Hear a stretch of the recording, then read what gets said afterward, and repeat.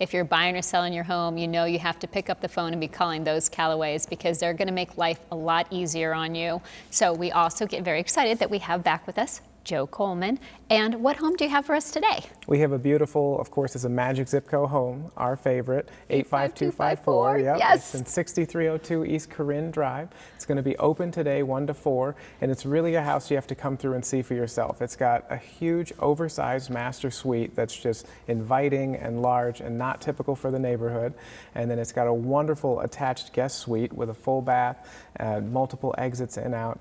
And it's got an oversized, over 700 square foot garage, which is perfect for any hobbyist, whether you're a woodworker, want to work on cars, whatever it is. You've got plenty of space for everything in this house. It's over 3,000 square feet of home.